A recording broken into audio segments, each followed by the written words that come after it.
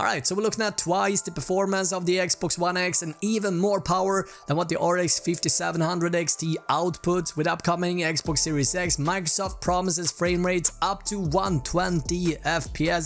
And I'm here to tell you, looking at these official numbers at just face value, now these consoles are going to be something truly special and they are going to change how we play games for the better. Now keep in mind, the numbers we're about to look at are official specifications we're now getting from Xbox Wired, posted by no other than head of Xbox, Phil Spencer. Now in today's video, I'm going to guide you over what all of this means. We're going to look at what Microsoft is saying and what the most reliable rumors are suggesting, and hopefully by the end of this video, yeah, we're gonna have a pretty good idea at what to expect of the upcoming consoles launching in holiday in 2020. I've also stumbled across some inside information regarding PS5 that you simply don't want to miss out on, explaining why Sony still hasn't spoken out about PS5, and there is a very good reason for it. Hey, what is up guys, welcome to rdna Hardware. My name is Robin, I'm your Swedish host and friend with bad posture and poor accent. Today we're gonna talk next generation gaming consoles. So yesterday Microsoft revealed some very interesting details about upcoming Xbox Series X, confirming some of the recent leaks I have been reporting about, and I figured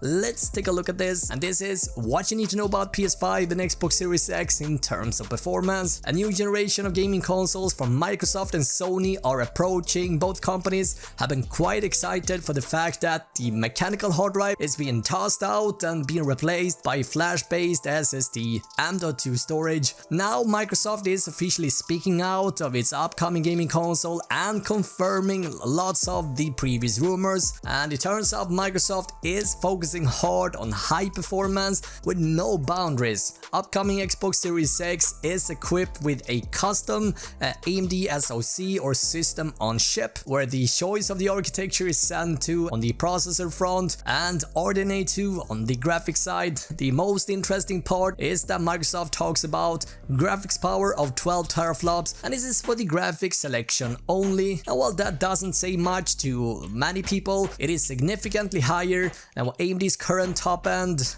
Radeon RX 5700 XT can deliver, and in comparison, the RX 5700 XT stands at only 9.75 teraflops, and this is a graphics card that is capable of running pretty much all games out there, including AAA heavy games in 1440p and still achieve 60 FPS, mind you, maxed out. Now to put this in perspective, the theoretical computing power is twice as much as the Xbox One X. An upcoming Xbox Series X will be based on rdna 2, which is AMD's first brand new architecture since GCN that's been around since 2012, and so this is the first architecture that doesn't have any traces of GCN in it. And this is good news, because Graphics Core Next or GCN wasn't really just meant for gaming, but to handle a wide array of tasks, including server-based calculations that doesn't make much sense for Radeon graphics cards meant for gaming. AMD sort of fixed this when they introduced rdna, an architecture that was meant for just one single thing, and that is gaming. Now, despite AMD's success with first-gen Navi, the problem with rdna is that it still got traces of GCN, and so we're hoping with rdna 2 we're gonna get even greater performance. While we haven't seen how much faster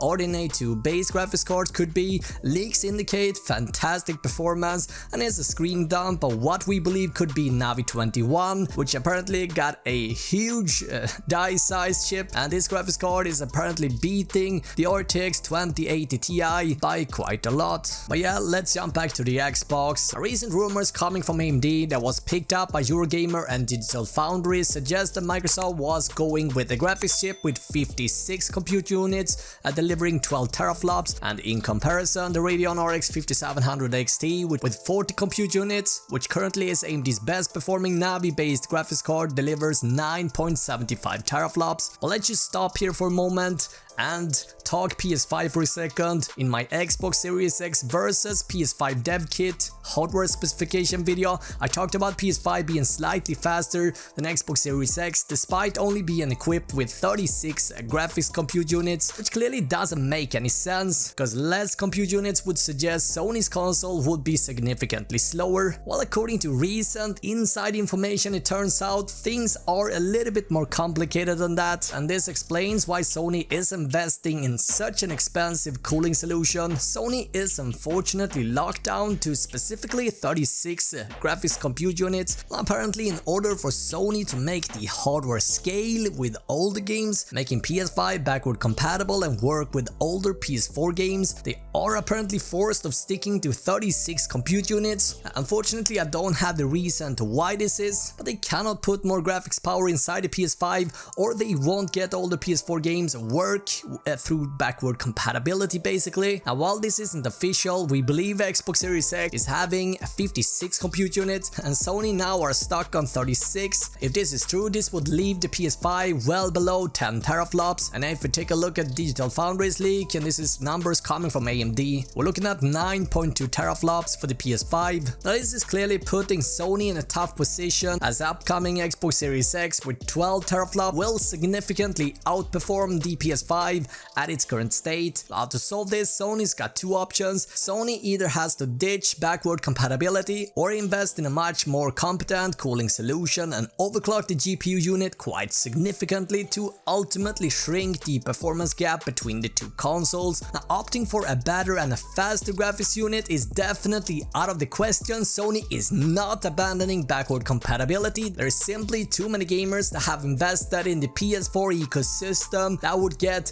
furious if Sony went this route, and Sony is simply not gonna let that happen. And so the only option they are left with is to invest in this advanced cooling solution basically. Damn son, where'd you find this? This, however, will make the PS5 more expensive, hence why Sony might not even break even with PS5, as this cooling system, despite only costing a few dollars to manufacture, apparently still could cost Sony up to $450 for the complete PS5 unit. Anyway, let's jump back to Xbox Series X. On the processor side, Microsoft doesn't go into any details about the specific CPU they are going with. They do, however, say that it's a Zen 2 based processor, which confirms previous information, which has mentioned that the number of cores will be 8. Now looking at these numbers at face value, currently AMD offers two processors based on Zen 2 and 8 cores. We got the 3700X and the 3800X. Recent rumors suggest it will have a base clock of 3.6 GHz, and so this suggests that it could be a modified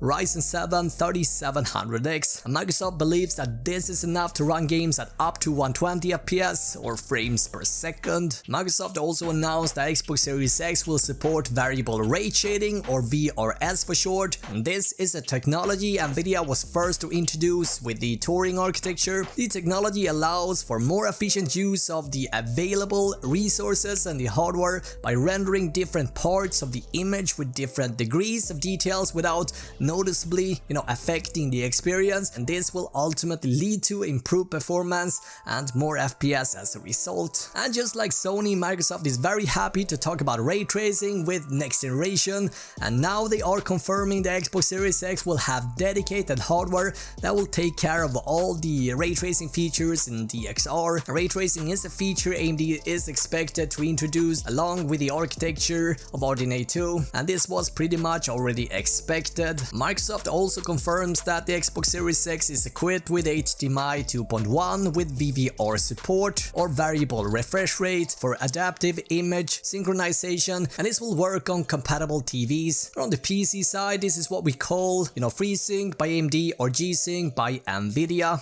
HDMI 2.1 also adds auto low latency mode, which allow the gaming consoles to automatically change the TV settings to reach the lowest possible latency. In terms of other features on the hardware side, SSD storage is again mentioned, which should open up for bigger and more dynamic gaming worlds and give us significantly shorter loading time. And a feature called Quick Resume is also mentioned and should allow you to continue where you last finished off in several games without having to sit through loading screens. Microsoft also confirms that many have taken for granted with the Xbox Series X that it's based on AMD hardware. They are also again confirming that the gaming console will be backward compatible with Xbox One, and this is in addition to all the Xbox 360 games and the original Xbox games that are already available in the backwards compatibility program. Now if we were to gather up all the information and leaks we got so far, this is what the Xbox Series X looks like. Very powerful console to say the least, and the Xbox Series X is gonna run